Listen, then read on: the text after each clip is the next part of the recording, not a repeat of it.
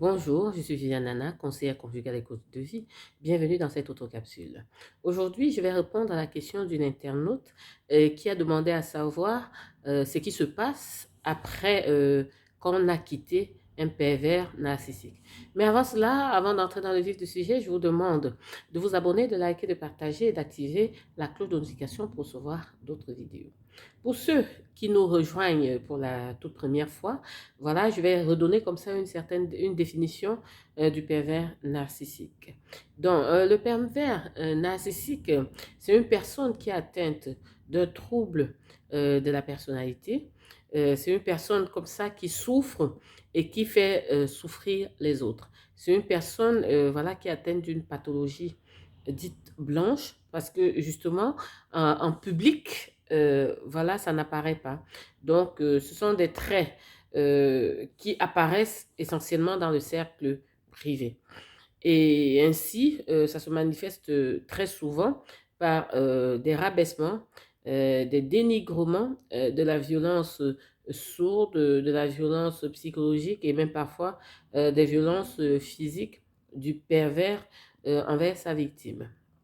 Cela dit, comment se comporte un pervers narcissique quand on l'a quitté, quand on décide finalement au bout voilà, d'un certain temps, après avoir beaucoup souffert, peut-être parce qu'on a pris conscience, peut-être parce qu'on en a marre justement de subir ces traitements dégradants.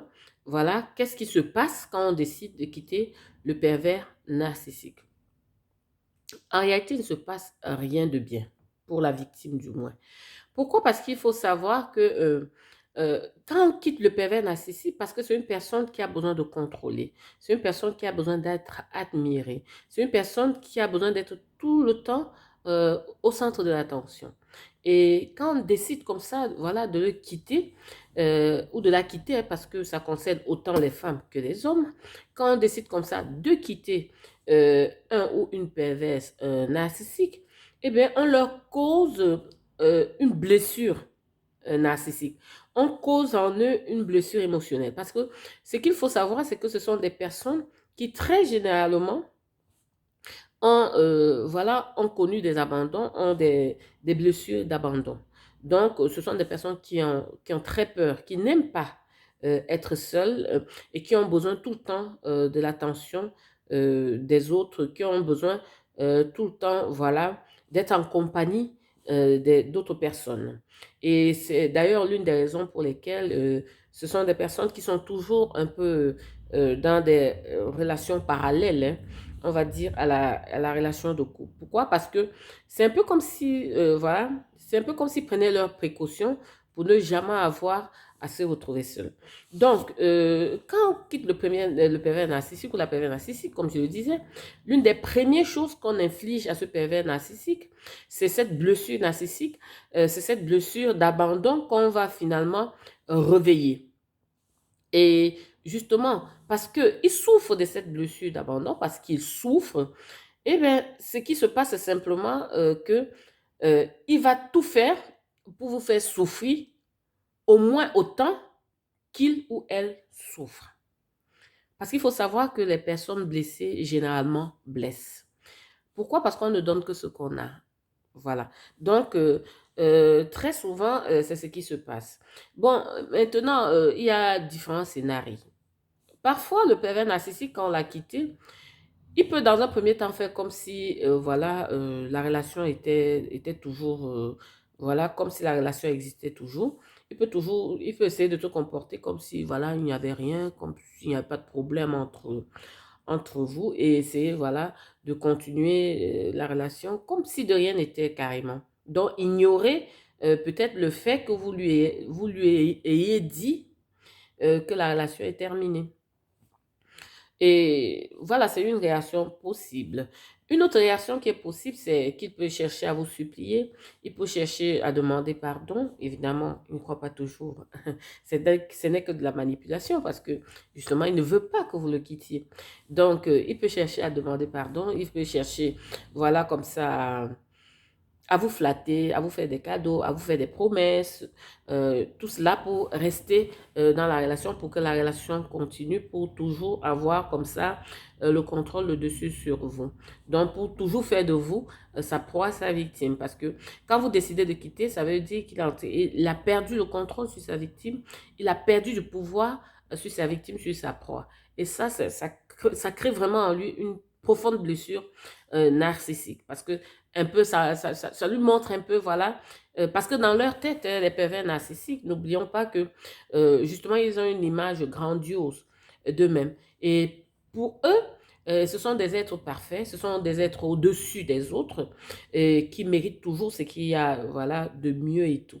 Donc, quand vous leur renvoyez comme ça là, quand vous leur dites, voilà, j'arrête la relation, pour eux, c'est voilà, c'est une blessure narcissique d'abandon et de rejet qui devient très fort parce que euh, ce que vous leur dites en réalité, c'est que voilà, tu n'es pas bien, voilà, tu ne vaux rien, tu n'es pas à la hauteur. Bon, bref, ça leur renvoie à leur petitesse. Et ça, ils ne supportent pas. Pourquoi? Parce que, et malheureusement, comme ce sont des personnes qui ne se remettent euh, jamais ou très rarement en cause, comme ils ne se remettent pas en cause, du coup, ils ne peuvent pas essayer de voir en réalité ce qui ne va pas en eux, ou bien essayer de revoir les choses et se poser la question de savoir ce qui n'a pas marché dans la relation, ou ce qui a lieu de faire pour arranger la relation. Non, ça, c'est pas leur but, quoi. Leur but, vraiment, c'est toujours d'être dans la relation et toujours, voilà, d'abuser et de dominer l'autre, voilà, de faire de l'autre son objet, son pantin. Donc, quand on décide de partir, c'est un peu comme un enfant qui a perdu son objet. Donc, ça provoque vraiment une très grande douleur en lui ou en elle. Et cette douleur-là, il essaie par tous les moyens de le faire payer à sa victime, à sa proie. Donc, et pour ça, il peut donc, généralement, très souvent, ce qu'ils font, c'est qu'il va s'assurer, voilà, de vous coller une réputation, excusez-moi l'expression, une réputation de merde. Donc, ils vont tout faire, ce que les Anglais appellent le smear campaign. Ils vont tout faire pour détruire votre réputation. Ils vont raconter des choses sur vous, inventer des choses et raconter tout et n'importe quoi. Tout ça pourquoi? Tout ça pour détruire l'image que les autres ont de vous et se faire passer pour le bon dans la relation, pour la bonne personne. Donc, ils vont toujours tout faire pour se faire passer pour la victime. Et vous, évidemment, vous serez accusé de toutes les plaies d'Égypte. Parce que pour eux, ils sont parfaits jusque-là. Et c'est vous qui êtes la cause de tout ce qui est arrivé de mauvais dans le couple. C'est vous qui êtes à l'origine, c'est vous qui êtes la cause en réalité de l'échec du couple. Donc, ils vont tout reporter sur la victime, sur la proie. Ils vont tout déverser sur elle et voilà, et ils ne vont prendre aucune responsabilité. Une autre chose qu'on constate aussi très souvent quand les pervers narcissiques, quand on a quitté le pervers narcissique, c'est qu'ils entrent très très rapidement dans une autre relation. Parce qu'il faut déjà savoir que la personne loyale dans la relation prend du temps pour soigner ses blessures, prend du temps pour se reconstruire et voilà, pour comprendre ce qui n'a pas marché et voir comment rectifier le tir dans une autre relation. Mais avec le pervers narcissique, ce n'est pas le cas. Le pervers narcissique rentre très très rapidement dans une autre relation. Simplement pourquoi? Parce qu'il ne s'est pas attaché. Donc, parce que il faut comprendre que vous ne pouvez pas comme ça entrer dans une relation de but en blanc. Par exemple, vous avez quitté une relation d'une dizaine de 5 ans, 10 ans, 15 ans et voire même plus et rentrer directement et retomber directement amoureux ou amoureuse comme ça d'une autre personne en un claquement de doigts. Alors, le pervers narcissique, lui, bon, en tout cas, il donne l'impression aux autres que c'est ce qui se passe. Pourquoi? Parce qu'il rentre très, très vite dans une autre relation. Et pourquoi il entre très vite dans une autre relation? Déjà, euh, comme je l'ai dit, il a besoin d'un approvisionnement narcissique. Donc, il a besoin d'être admiré, il a besoin d'être le centre de l'attention, il a besoin d'être toujours porté au nu. Et pour ça, il a besoin d'un ravitaillement narcissique. Et ce ravitaillement narcissique lui est apporté par ses victimes. Donc, voilà, il va donc très rapidement se remettre en ménage ou en couple parce qu'il a besoin justement qu'une autre. Il a toujours besoin des autres. Parce que pour lui, c'est un besoin vital carrément. Donc, il aura toujours besoin d'être au-dessus, de se sentir au-dessus de quelqu'un, de dominer quelqu'un, de pouvoir contrôler quelqu'un. Donc, sa prochaine victime lui donne cela, lui apporte cet approvisionnement narcissique dont il a besoin. Et une autre chose, c'est un peu pour blanchir, on va dire, son image. Pourquoi? Parce que il se remet très vite, il ou elle se remet très vite en couple parce qu'elle veut justement montrer, voilà que en réalité, c'était pas elle la mauvaise personne de la relation. C'était pas elle qui était la méchante, on va dire. Ce n'est pas elle qui, voilà, qui a causé l'échec du couple. Et c'est une façon de se valider, voilà, de revaloriser, on va dire, socialement son image. Voilà, et c'est une façon comme ça. Et justement, sa proie ou sa victime lui permet justement de redorer son blason. Sa proie, sa victime, lui permet voilà, d'avoir une certaine, une autre image un peu plus, on va dire, une image un peu plus saine. Pourquoi? Et très souvent, avec la nouvelle victime, ce qui se passe, c'est que le pervers narcissique va détruire complètement la réputation, va toujours très mal parler de son ancien ou de son ancienne conjointe auprès de la nouvelle victime. Et ça, c'est pour plusieurs raisons. L'une des raisons, déjà, c'est parce qu'il a besoin de parler, de dire du mal de son ancienne victime, parce que justement, il a tellement de douleur en lui ou en elle qu'il a envie d'extirper ça, il a envie, voilà, de blesser quelque part. Donc, il a envie de noircir cette image, parce qu'en réalité, à ce moment-là, parce qu'il faut comprendre qu'avec eux, il y a des effets miroirs. Donc, à ce moment-là, quand il parle de la victime, en réalité, il parle de lui. Voilà. Donc, tel qu'il dépeint la victime, tel qu'il dépeint son ex-conjoint ou conjointe, en réalité, il ou elle parle de lui. Donc, euh, euh, qu'est-ce qu'ils font? C'est simplement que, voilà, ils dépeignent très négativement l'ex auprès de la nouvelle conquête.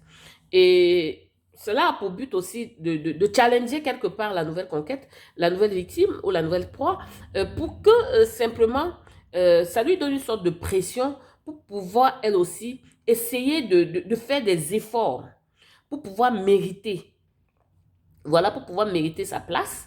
Donc, la nouvelle proie, la nouvelle victime va faire énormément d'efforts pour pouvoir mériter la place parce qu'il y a, en parlant comme ça, il instaure une sorte de compétition, une sorte de challenge entre les deux. Donc, la nouvelle victime va donc faire beaucoup d'efforts pour essayer, voilà, de ne pas reproduire les mêmes erreurs qui sont enfin, telles que le pervers narcissique, ce que le pervers narcissique a présenté comme étant des erreurs, étant des fautes qui ont conduit finalement à la cassure ou à l'échec du couple. Donc, la victime va faire donc énormément d'efforts pour essayer de se remettre, pour essayer de se mettre au moins au niveau de l'ex et va faire aussi énormément d'efforts pour ne pas reproduire les mêmes erreurs. Donc, vous comprenez tous que c'est juste un jeu de manipulation. Donc, quand on quitte un pervers narcissique, et voilà, c'est très souvent au moment où on le quitte ou on la quitte que les choses commencent à mal se passer parce que même s'il y a un divorce, même si voilà, ils étaient mariés et qu'il y a un divorce, le pervers narcissique va tout faire, il va tout faire pour faire traîner les choses, mais là, pour vous mettre le plus mal possible. Voilà, il va utiliser tout ce qu'il faut. Si vous avez des enfants ensemble, il va ou elle va utiliser des enfants contre vous, même les membres de vos familles. Voilà, comme je l'ai dit, saquer votre réputation, vous accuser de tout et de rien. Elle vous accuse de, franchement, de toutes les plaies d'Égypte. Elle va au maximum détruire l'image que les gens ont de vous. Voilà. Donc, et malheureusement, à ce moment-là, il y a beaucoup de victimes qui s'en trouvent vraiment très affectées. D'où l'importance de faire, après cette rupture, il est important de faire un travail sur soi. Pourquoi? Parce que la relation avec le pervers narcissique est tellement toxique qu'il a passé son temps à saquer, à dénigrer et à rabaisser la victime qui finit par croire finalement, voilà, elle est ce que le pervers narcissique a passé son temps à lui décrire. Donc, il faut un sacré travail sur soi. Il faut vraiment demander de l'aide pour pouvoir s'en sortir. Voilà. Donc, et quand c'est possible, adopter un no contact absolu. Voilà. Donc, j'espère que je vous ai répondu et voilà que vous avez trouvé réponse à vos interrogations. À très bientôt pour une autre capsule.